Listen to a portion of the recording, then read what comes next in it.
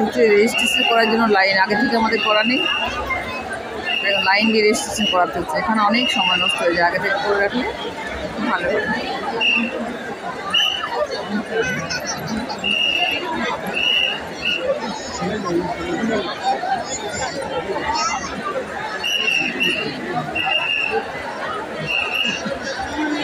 उसका लाइन बहुत है इसलिए इधर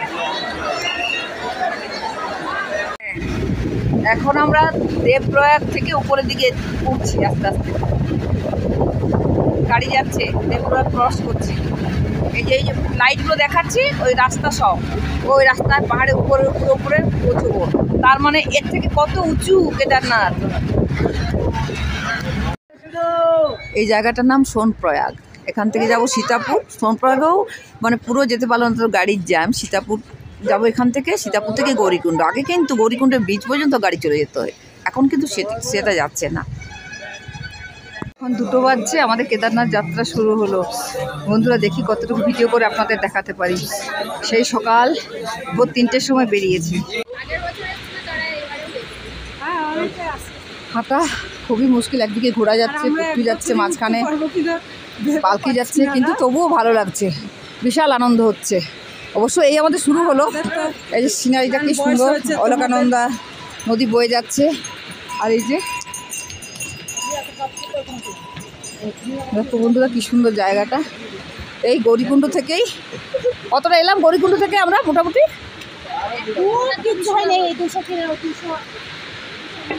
হ্যাঁ ও 200 মিটারের মতো শুরু করেছি। আস্তে আস্তে এই ছবি তুলছি আর রেস্টও হচ্ছে আমাদের।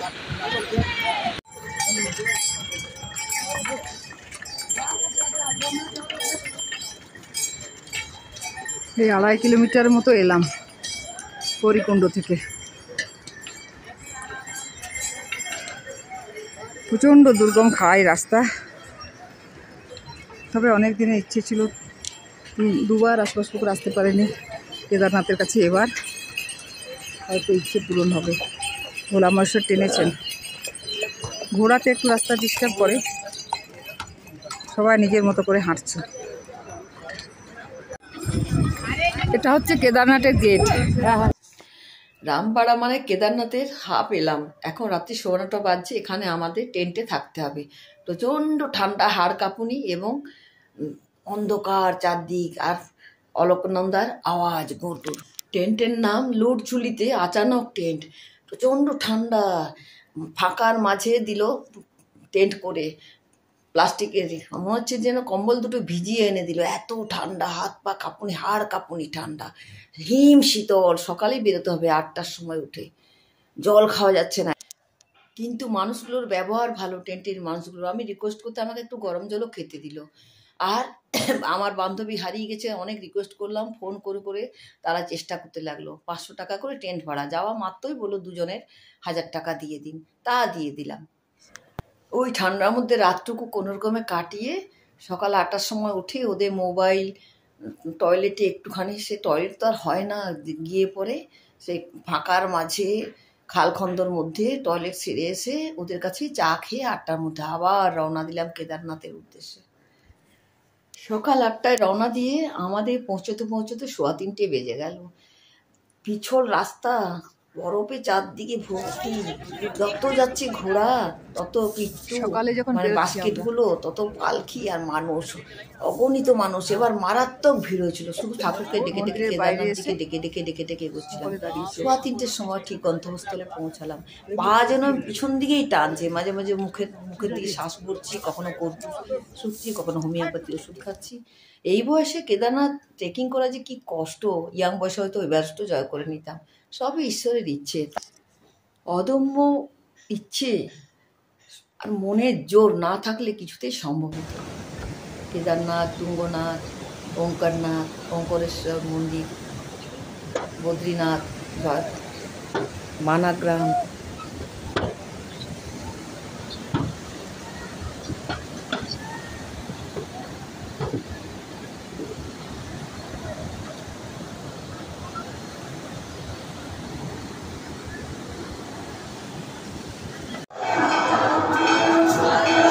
কাঁপছে আমার হাত বুঝতে।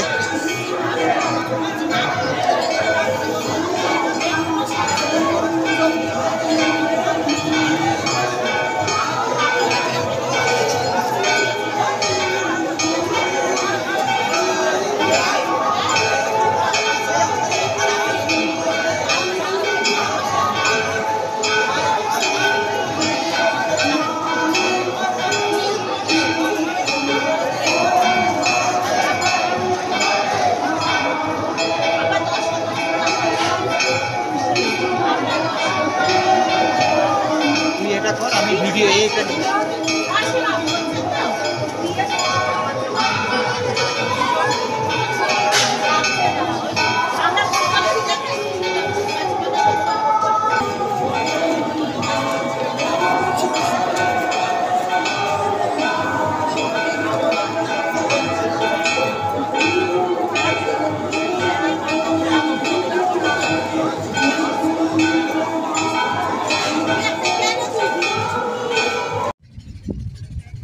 এটা হচ্ছে ওঙ্কারেশ্বর মন্দির। আমরা উঠে মুঠে ওঙ্কারেশ্বর মন্দির দেখতে যাচ্ছি, তাই অস্ত যাচ্ছে সূর্য, একটা ছবি তুললাম।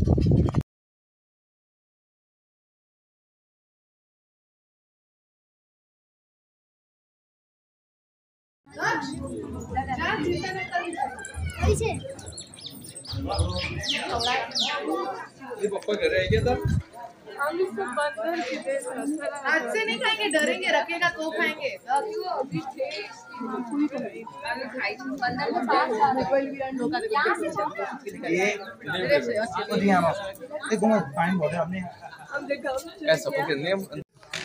আমরা এখন সকলে তুঙ্গনাথের পথে এগোচ্ছি। বিশাল খাড়া, 4.5 किलोमीटर হবে। ये भी अगर ऊपर पड़े तो वो भी मेरे हिसाब से ऊपर ही होना चाहिए, क्योंकि उसमें तो ट्रैक दिख रहा था कि ट्रैक है और ट्रैक के साथ में लेवल पे পারবো না ভাবলাম, কিন্তু ভাবছি এত দূর এসে আর যাব না, তাই যাচ্ছি। দেখি তুঙ্গনাথ ঠিকঠাক করে।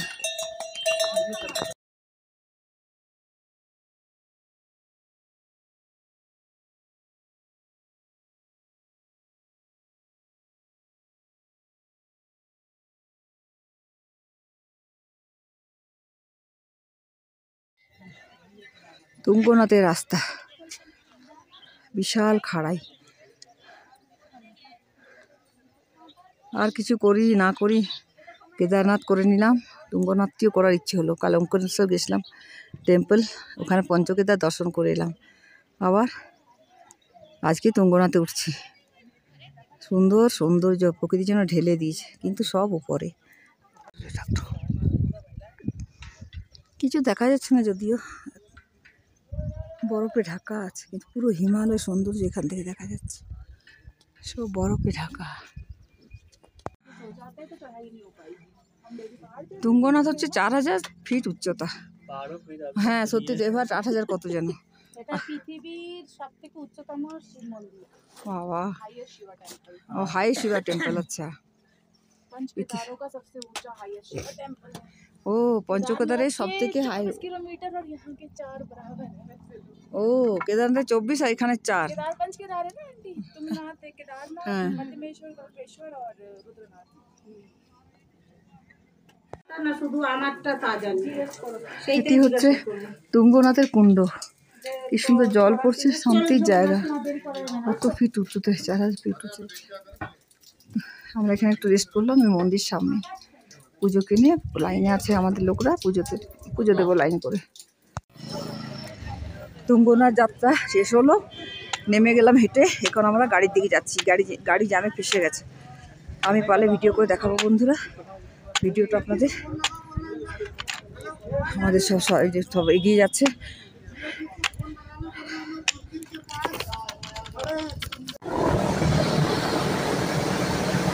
বদ্রীনাথের মন্দিরে যাচ্ছি, এটি অলকানন্দা নদী বয়ে যাচ্ছে। দুপাশে মাঝখানে ব্রিজ,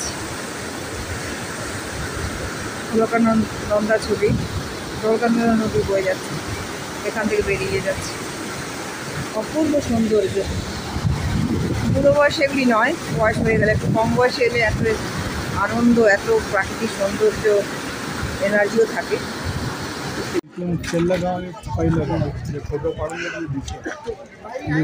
আমরা মানা গ্রামে প্রবেশ করছি। আমার এই ব্যাগের মধ্যে সেই কালকে নিয়েছিল সেই আছে। ব্যাগটা মানে মানা গ্রামের সৌন্দর্য অপরিসীম সত্যি। চীনের বর্ডার এটা না? চীনের বর্ডার ওপাশে। আচ্ছা, ওপাশে 46 কিলোমিটার। ব্যাসদেবের গুহাতে আমরা যাচ্ছি। হ্যাঁ যাচ্ছি। আচ্ছা, কি সুন্দর দেখতে, চারদিকে বরফে ভর্তি পাহাড়। প্রথমে বরফ দেখলাম। এবার দেখেছো কোথায় শেষ হয়ে গেল? এখানে সরস্বতী নদী শেষ হয়েছে, অলকনন্দা শুরু হয়েছে, আর ওইদিকে দেখা যাচ্ছে আমাদের ভারতের পতাকা। এটা মানা গ্রাম, অপূর্ব সৌন্দর্য। এখানের ওয়েদার, বদ্রীনাথ থেকে মানা গ্রাম আসতে হয়। এখানের ওয়েদার শীতের দিকে প্রচণ্ড ঠান্ডা, সন্ধ্যের থেকে আবার এখন রোদ, গরম বেলা হয়েছে, কিন্তু সুন্দর ঠান্ডা হাওয়া বইছে একটা। এদিকে চীনের বর্ডার, সব পুলিশ ক্যাম্প।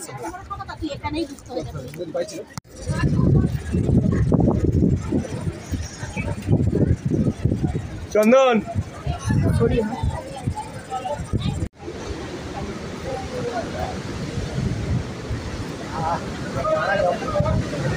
রামধনু দেখো, হই রামধনু। এই যে সরস্বতী নদীর আওয়াজ, এই আওয়াজটাই ব্যাসদেব রাগ করেছিলেন, তখন অলকনন্দার সাথে মিশে গিয়ে আওয়াজটা বন্ধ হয়ে গেছিল। মা সরস্বতী নদী, এটা মা সরস্বতী মূর্তিও ভেতরে আছে। মা সরস্বতী নদীর এখানে উৎস, আর সামনেই শেষ। এলাহাবাদের যেটি দেখি আমি সেটি গুপ্ত সরস্বতী। সবাই কিন্তু ভীম ফুলের ওপর থেকেই আসছে, মানে এই যে সরস্বতী নদীর ওপরে ভীম এখান দিয়ে চুরি আসছে। মিশে অলকনন্দাতে মিশে গেছে মা সরস্বতী নদীর শেষটা। এলাহাবাদে যেটি দেখতে পাই সেটি ওটা ওপরে ব্যাসদেবের গুহা। চলো হ্যাঁ, এইটাকে শেষ হোক, চলো চলো চলো, এই দিকটা শেষ হোক। চলো। এটা স্বর্গে যাওয়ার রাস্তা, স্বর্গদ্বারে যাওয়ার রাস্তা। আমরা এখন যাচ্ছি সেদিকে। মানা গ্রামের ভেতরে ঢুকেই বলে সব দেখা যায়। যেখানে পঞ্চপাণ্ডবের স্ত্রী দ্রৌপদী মা দেহত্যাগ করেছিলেন, সেই মন্দিরে এখন আমরা যাচ্ছি।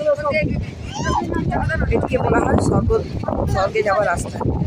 এই যে আমরা এখন বেশ চড়াই আছি। এই যে বড় পাথরটা না না এই বড় কথা কি হলি? মিলিটারিরা যায় ওই যে ওদের মিলিটারি যাচ্ছে। ওই রাস্তাটা মিলিটারি যাওয়ার রাস্তা, ওই চীন, ও পাশে তো চীন। এই রাস্তা দিয়ে পঞ্চপাণ্ডবরা স্বর্গে যাচ্ছিলেন, কেউ যেতে পারেনি সূর্য দৃষ্টি ছাড়া। আর মা দ্রৌপদী দেহত্যাগ করেছিলেন আরও উপরে মন্দির, ওই মন্দিরে আমরা যেতে পারবো না, অনেক উঁচু। এখন আমরা কোথায় যাচ্ছি বাবা বললে? কি মন্দিরটি বললে? ও ত্রিপুরা সুন্দরী মন্দিরটি যাচ্ছি। মা যেখানে ত্রিপুরা সুন্দরী আছেন সেখানে এখন যাচ্ছি। আমাদের ত্রিপুরেশ্বরী মন্দির, আরও 7 কিলোমিটার উপরে হচ্ছে দ্রৌপদী মন্দির, তারও উপরে বসুধারা ফলস। বসুধারা ফলসটা কত করে বললে? দ্রৌপদী মন্দিরে ওমকারেশ্বর হয়ে গেছে, আমরা ওটা যেতে পারবো না। আর এই যে এলাম, এটি স্বর্গ যাওয়ার রাস্তা, স্বর্গদ্বারে। যুধিষ্ঠির একমাত্র যেতে পেরেছিলেন। পঞ্চপাণ্ডবের স্ত্রী দ্রৌপদী মন্দিরে দ্রৌপদী দেহত্যাগ করেছিলেন।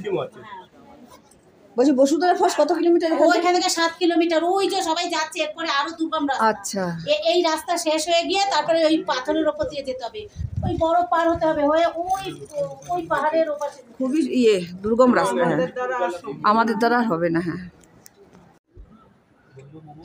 আমরা এখন এখানে লাঞ্চ করছি। অনেকটা বেলা হয়েছে, 1:30টা। তো এখানে যা পাওয়া যায়, চাউমিন, মোমো, এইসব পকোড়া টোকোড়া। এটা হচ্ছে মানাগ্রাম থেকে এলাম এই জায়গাটায়, ত্রিপুরা সুন্দরী মায়ের মন্দির থেকে নেমে। মানাগ্রাম হচ্ছে ভারতের প্রথম ভিলেজ। সবাই খাচ্ছে এখানে বসে, আর এখানে দোকানটা।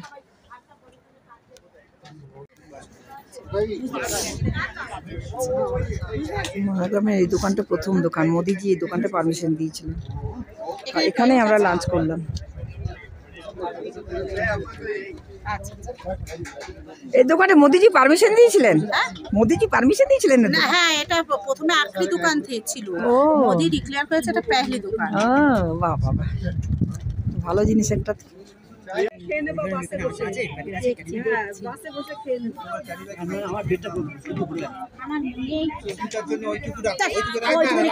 না, ওকে বকবে, তুমি জানো না, বলবে এইসব খেয়েছো বাইরে গিয়ে।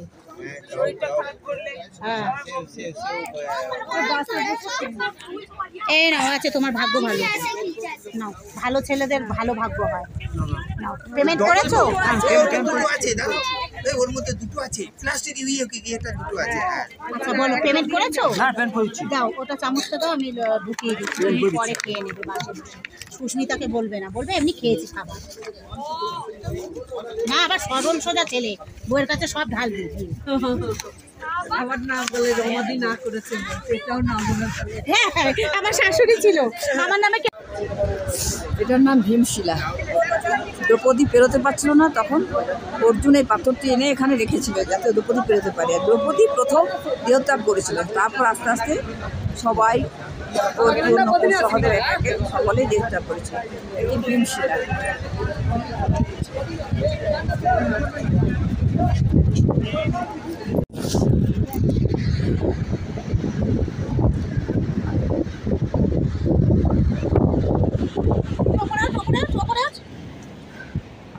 এখন আমরা ব্যাস গুহার উদ্দেশ্যে যাচ্ছি।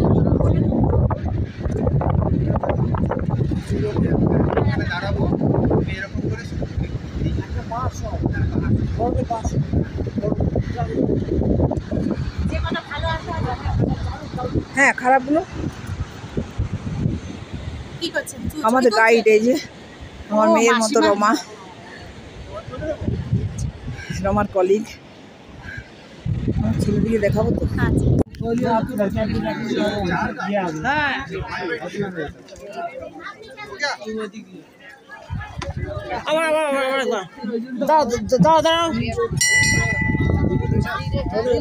দাঁড়াও, হয়নি এখনো। হ্যাঁ, বলছি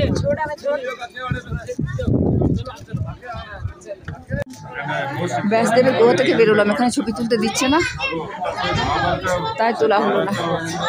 ব্যাসদেবের গুহা। এবার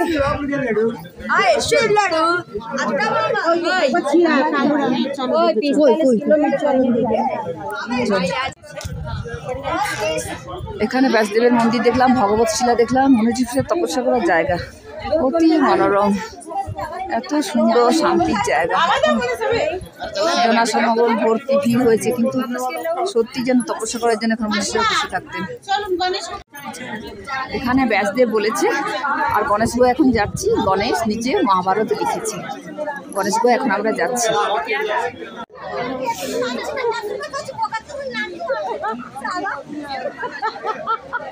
এই আমাদের লাইন শেষ, বদ্রীনাথ দর্শনের লাইন। 3টে থেকে লাইন দিয়েছে। ভিড় কি বাপরে বাপ! এখানে এসে সব ভেতর ভেতর ঢুকে যাচ্ছে, জিকিংবাজি করছে। চলো একবার 5 কিলোমিটার হেঁটে লাইন দিয়েছিলাম, ভাবলাম হবে না, রাত হয়ে যাবে। এখন আবার 5000 কিলোমিটার হেঁটে পাহাড় ডিঙ্গে লাইন দিলাম। এখন বুঝে 10,000 লোক আছে, আবার যাচ্ছি দর্শনের জন্য বদ্রীনাথ। এখানে পান্ডা পাওয়া যায় না, কিছু টাকা দিয়ে ঢুকবো ভেতরে। বিশাল লাইন। এটি আমাদের শেষ দর্শন, বদ্রীনাথ দর্শন। এত দূরে এসে দর্শন না করি তাতে বেকার হয়ে যাবে। दिन में भी हवा चलती रहती है। ঠিক আছে, চলো।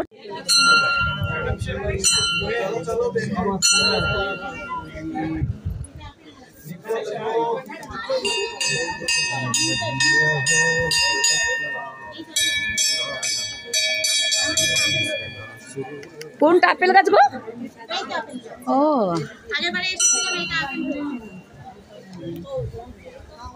এই আপেল গাছ দেখে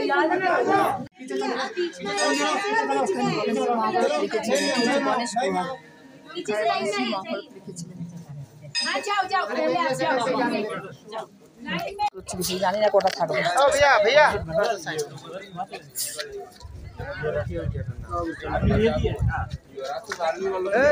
এখনই বরফগুলো বলছে না, এই ঠান্ডার সময় শীতে না জানি কত বরফ হবে। কেউ নেই, ফাঁকা আছে, ঠিক আছে, ব্যাস চলো একটা থাক, দুটো একদম কর্নারে। ব্যাসদেব বলেছেন আর গণেশ নিচে মহাভারত লিখছেন। আমরা এখন গণেশ গুহায় যাচ্ছি। এখানে ব্যাসদেব বলেছে আর গণেশ গুহা এখন যাচ্ছি। গণেশ নিচে মহাভারত লিখেছে। গণেশ গুহা এখন আমরা যাচ্ছি। এখানে ব্যাসদেবের মন্দির দেখলাম, ভগবত শিলা দেখলাম, মনোযোগ তপস্যা করার জায়গা অতি মনোরম, এত সুন্দর শান্তির জায়গা। জনসমাগম ভর্তি ভিড় হয়েছে, কিন্তু সত্যি যেন তপস্যা করার জন্য এখন মনীষীরা বসে থাকতেন। ব্যাসদেবের গুহা থেকে বেরোলাম, এখানে ছবি তুলতে দিচ্ছে না, তাই তোলা হলো না। তো ব্যাসদেবের গুহা এবার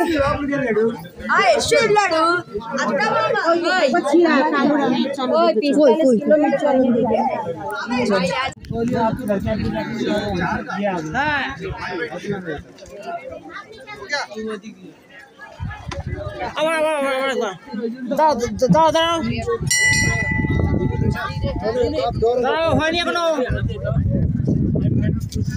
হ্যাঁ বলছি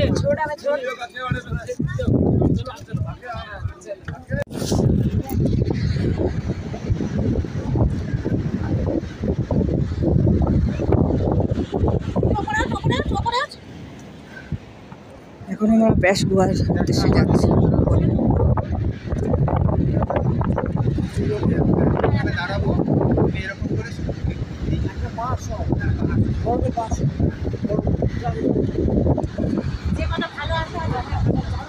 হ্যাঁ, খারাপগুলো কি করছেন? আমাদের গাইড, এই যে আমার মেয়ের মতো রমা, রমার কলিগ। আমার ছেলেদিকে দেখাবো তো। এটার নাম ভীমশিলা। দ্রৌপদী পেরোতে পারছিল না, তখন অর্জুন এই পাথরটি এনে এখানে রেখেছিল যাতে দ্রৌপদী পেরোতে পারে। আর দ্রৌপদী প্রথম দেহত্যাগ করেছিল, তারপর আস্তে আস্তে সবাই অর্জুন নকুল সহদেব সকলেই দেহত্যাগ করেছিল। এটি ভীমশিলা।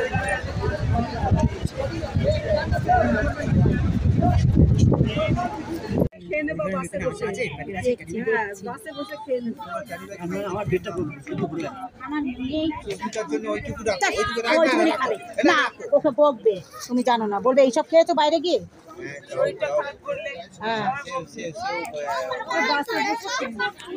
এই নাও, আছে তোমার ভাগ্য ভালো। নাও, ভালো ছেলেদের ভালো ভাগ্য হয়। নাও, পেমেন্ট করেছো? দুটো আছে দাদা, ওর মধ্যে দুটো আছে, প্লাস্টিক এটা দুটো আছে। আচ্ছা বলো, পেমেন্ট করেছো? হ্যাঁ পেমেন্ট করছি। দাও, ওটা চামচটা দাও, আমি ঢুকিয়ে দিচ্ছি, পরে খেয়ে নেবে বাসে বসে। সুস্মিতাকে বলবে না, বলবে এমনি খেয়েছি খাবার। না, আবার সরল সোজা ছেলে, বউয়ের কাছে সব ঢাল দিবি। আমার নাম বলে রমাদি না করেছে, এটাও নাম বলে। হ্যাঁ, আমার শাশুড়ি ছিল, আমার নামে মহাগ্রামের এই দোকানটা প্রথম দোকান। মোদিজি এই দোকানটা পারমিশন দিয়েছিলেন। এখানেই আমরা লাঞ্চ করলাম। এই দোকানে মোদিজি পারমিশন দিয়েছিলেন? মোদিজি পারমিশন দিয়েছিলেন না? হ্যাঁ, এটা প্রথমে আখরি দোকান ছিল, মোদি ডিক্লেয়ার করেছে এটা পেহলি দোকান। বাহ বাহ, ভালো জিনিস একটা। আমাদের মাতৃকেশ্বরী মন্দির, আরো 7 কিলোমিটার উপরে হচ্ছে দ্রৌপদী মন্দির, তারও উপরে বসুধারা ফলস। বসুধারা ফলসটা কত করে বললে? দ্রৌপদী মন্দিরে ওমকারেশ্বর হয়ে গেছে, আমরা ওটা যেতে পারবো না। আর এই যে এলাম, এটি স্বর্গ যাওয়ার রাস্তা, স্বর্গদ্বারে। যুধিষ্ঠির একমাত্র যেতে পেরেছিলেন। পঞ্চপাণ্ডবের স্ত্রী দ্রৌপদী মন্দিরে দ্রৌপদী দেহত্যাগ করেছিলেন। বলছি বসুন্ধরা ফলস কত কিলোমিটার এখান থেকে? ওইখান থেকে 7 কিলোমিটার, ওই যে সবাই যাচ্ছে, এরপরে আরো দুর্গম রাস্তা। আচ্ছা, এই রাস্তা শেষ হয়ে গিয়ে তারপরে ওই পাথরের ওপর দিয়ে যেতে হবে, ওই বড় পার হতে হবে, হয়ে ওই পাহাড়ের ওপর। খুবই দুর্গম রাস্তা। হ্যাঁ, আমাদের দ্বারা হবে না। হ্যাঁ, এই রাস্তা দিয়ে পঞ্চপাণ্ডবরা স্বর্গে যাচ্ছিলেন, কেউ যেতে পারেনি সূর্যদৃষ্টি ছাড়া। আর মা দ্রৌপদী দেহত্যাগ করেছিলেন আরো উপরে মন্দির, ওই মন্দিরে আমরা যেতে পারবো না, অনেক উঁচু। এখন আমরা কোথায় যাচ্ছি বাবা বললে? কি মন্দিরটি বললে? ও, ত্রিপুরা সুন্দরী মন্দিরটি যাচ্ছি। মা যেখানে ত্রিপুরা সুন্দরী আছেন সেখানে এখন যাচ্ছি।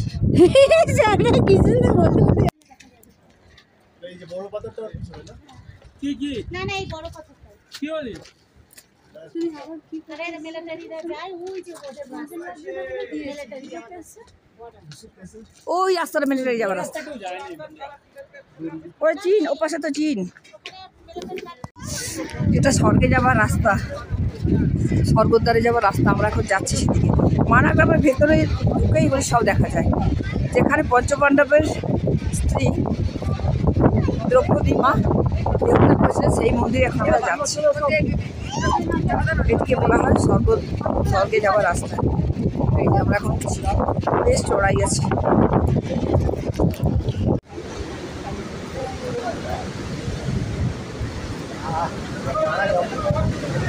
রামধনু দেখো, ওই রামধনু। এই যে সরস্বতী নদীর কি আওয়াজ, এই আওয়াজটাই ব্যাসদেব রাগ করেছিলেন, তখন অলোক নন্দার সাথে মিশে গিয়ে আওয়াজটা বন্ধ হয়ে গেছিল। মা সরস্বতী নদী, এটা মা সরস্বতী মূর্তিও ভেতরে আছে।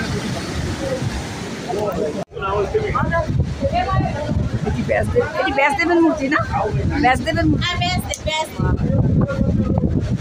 কপিল মুনি, কপিল মুনি, কপিল মুনি, ও কপিল মুনি। আচ্ছা, আর ভেতরে মা সরস্বতী। আচ্ছা,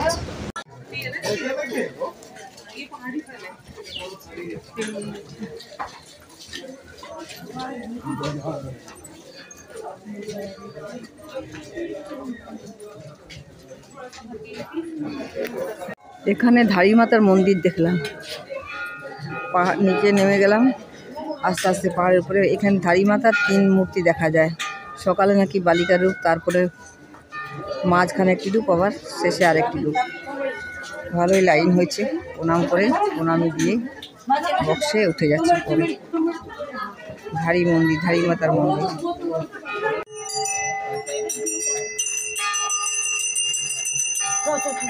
চলো চলো, এগোবে তবে তো যাবে। বলো, ধারী মায়ের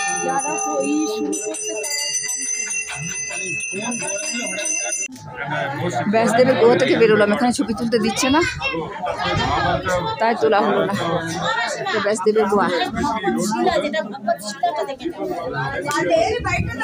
এবার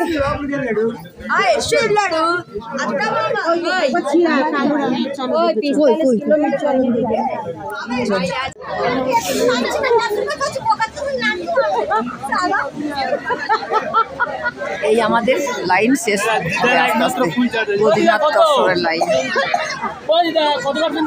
3টে থেকে লাইন দিয়েছে। ভিড় কি বাপরে বাপ! এখানে এসে সব ভেতর ভেতর ঢুকে যাচ্ছে, চিটিংবাজি করছে। চলো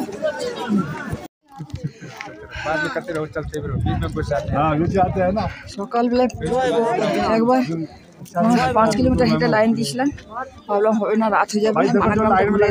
এখন আবার 5000 কিলোমিটার হেঁটে পাহাড় ডিঙ্গে লাইন দিলাম। এখন বুঝে 10,000 লোক আছে, আবার যাচ্ছি দর্শনের জন্য বদ্রীনাথ। এখানে পান্ডা পাওয়া যায় না, কিছু টাকা দিয়ে ঢুকবো ভেতরে। বিশাল লাইন। এটি আমাদের শেষ দর্শন, বদ্রীনাথ দর্শন। এত দূরে এসে দর্শন না করি তো বেকার হয়ে যাবে। दिन में भी हवा चलती रहती है। ঠিক আছে, চলো।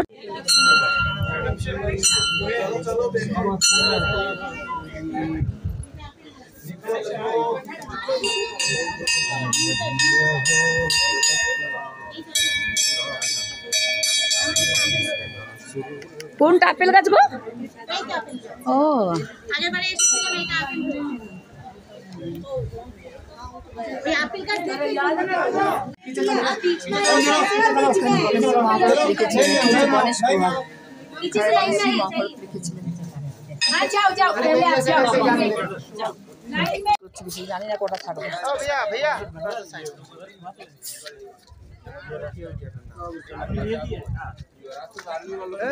এখনই বরফগুলো বলছে না, এই ঠান্ডার সময় শীতে না জানি কত বরফ হবে। কেউ নেই, ফাঁকা আছে, ঠিক আছে, ব্যাস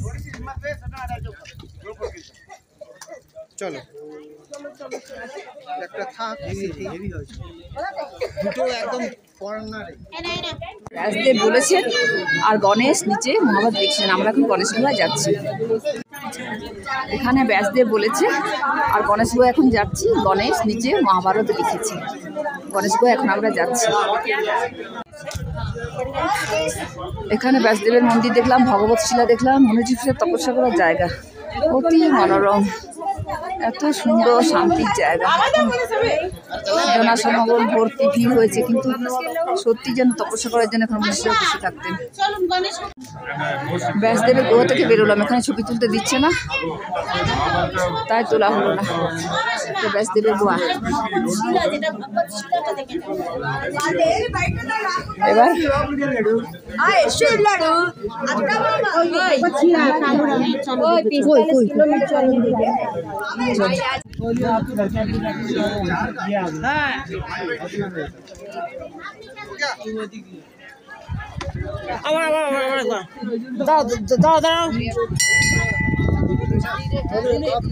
হয়নি এখনো। হ্যাঁ বলছি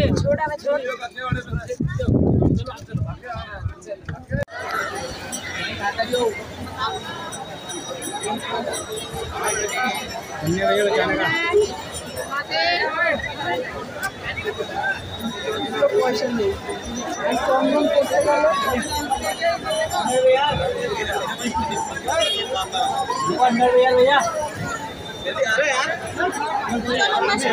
চলো চলো। এদিক থেকে বেরিয়ে যাবো।